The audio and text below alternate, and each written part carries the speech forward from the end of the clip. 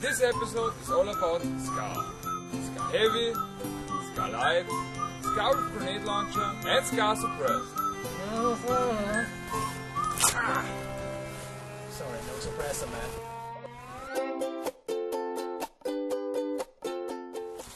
This is the first AATV automatic electric gun head-to-head video review. A big thanks to Airsoft HQ for making this video possible by lending us 4 scars. Talking to me? No, I mean the scars. No, I'm just one person here. I meant, forget it. The Fabrique Nationale Scar is the latest assault rifle developed for the US forces. It's available in the light configuration chambered in 5F6 NATO and in the heavy configuration chambered in 7.62 NATO. The Scar is very popular with airsoft players, so there are many companies who make this airsoft rifle. So we have 4 scars here with us today. The Scar Heavy from Star And the Scar Light from Dboys, VFC and Classic Army. First we will see what you get when you buy one of the scars. A Dboys is the cheapest scar available. It's about $150 or euro.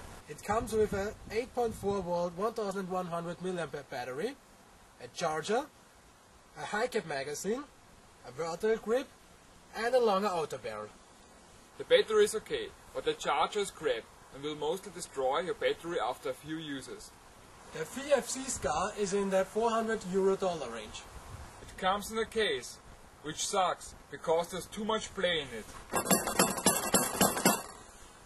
Also included is a high cap magazine and a shorter inner barrel to convert it to CQB length barrel if you don't want the standard length. If you buy the heavy version of this rifle, there will be a suppressor included instead of the shorter inner barrel. The Classic Army costs about $20 or euro more than the VFC, and it just comes with a high cap magazine. The Star Scar is the most expensive one of all the scars. That's because it comes with the EGLM grenade launcher. Also included is a mid-cap magazine, but no manual. Now here comes my favorite part of this review, Deluxe. All scars are available in 2 colors, black and tan. The Dboys is the second generation Scar. You can see this in the straight form of the G-crest. The gun looks nice and clean. It even has the correct markings. Just the tan version of this weapon looks a bit awkward. That's why we have the black one here. Now the VFC. The plastic part looks really nice, but the metal part looks a little bit too brownish, nearly like bronze. The Classic Army has the worst looking plastic parts. They look cheap and feel rough. The upper receiver has a nice matte finish. Downside, no original markings. The Star Scar looks impressive, thanks to the grenade launcher. The launcher can be easily removed within seconds. The color of the upper and lower receiver both looks nice, which complete the overall eye-pleasing experience. We look at them, now we're gonna feel them. These are the standard features shared by all of the scars. Flip up front and rear sights, rails to attach different types of accessories and optics, and a foldable stock with an adjustable length of pull and G-crest. The overall feel is massive, but there's a slight wobble on the stock and the magazine.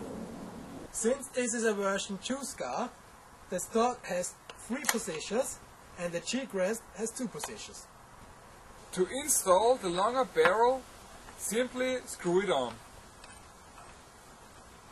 The VFC Scar weighs less than the Dboys one, and it feels a bit more fragile.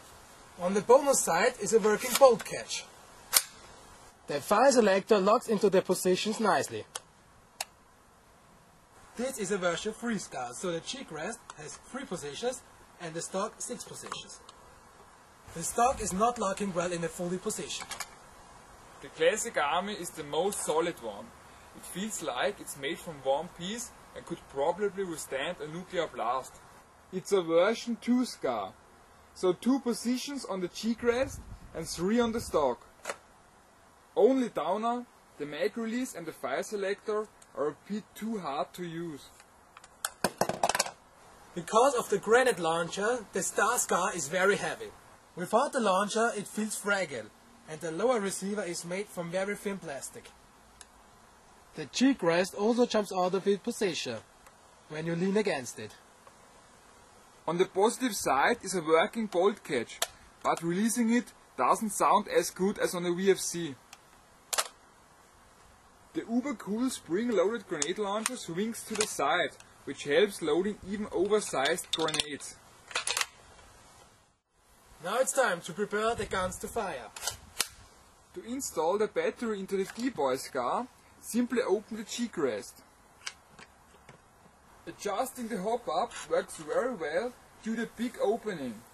The hop-up doesn't move too easy, so it's great for doing small adjustments. The rail-mounted flip-up rear sight can be easily adjusted without tools, like on all other scars. Adjusting the hop-up on the VFC Scar is a bit complicated. You need to use the included tool, which you first have to remove from the front side block. The tool is also a star-shaped screwdriver, which you need to open the gun for swapping the inner barrel. Installing the battery is even worse. Remove the rear pin at the stock and be careful not to lose it. After you finally manage installing the battery in the very small space for it, put the rear cover back, check if the bolt really holds the rear cover, or you might end up losing it during a skirmish. To install the battery into the classic Army Scar, you need to use the included Allen wrench to unscrew the stock, install the battery there and reattach the stock. The battery at the Star Scar is accessed by removing the shoulder piece of the stock, like on the VFC Scar. But unlike on the VFC, it works like a charm. The battery has an internal wiring, so you won't see the cable running from the stock to the gearbox. It has a bolt catch to access the hop-up. The hop-up is similar to the Marui M16 series, so it's not the easiest to access, but better than the VFC one. And now it's finally time to do some shooting. The Dboy achieves about 360 FPS with 0.2 pp's and a good rate of fire. The high-cap magazine is pretty much useless and tends to unwind itself, so you better get some quality mags for it. The VFC Scar has about 330 FPS. It's well known that the gun tends to have gear jams. The classic Army Scar does close to 380 FPS. It's the strongest Scar in the test. The Star Scar is the weakest airsoft gun out of the box, with about 300 FPS. The magazine is a mid-cap that holds 180 rounds. The firepower of the grenade launcher depends, of course, on the grenade you're using. Folks, I'm sorry, but it seems like heaven hates the Scar, because it's pissing like hell right now, and we have to bring this review to an end. So there's no perfect Scar? Except me. Okay. But my favorite is the Dboys Scar. It's cheap, it's solid, and it looks really good if you like the black finish. I expected a bit more from the VFC Scar. The battery installation really sucks, and the overall finish isn't that good. But at least it has a nice sounding mag catch. The Classic Army is the most solid and powerful, so probably the best choice for players who do a lot of skirmishes. The Star Scar is my personal favorite. It's the collector's choice, because it looks good and it comes with the grenade launcher.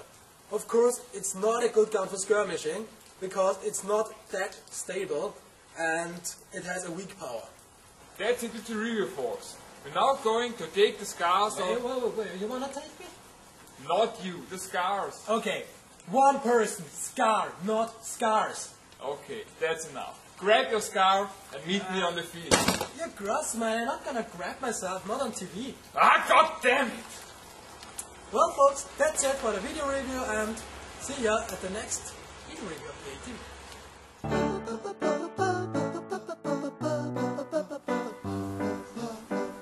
Hey, Scar, I can't read my text. Hey, come on.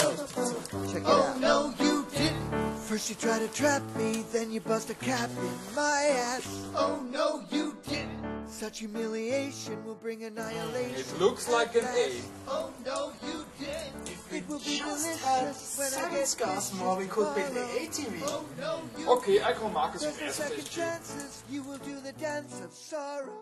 Oh, no,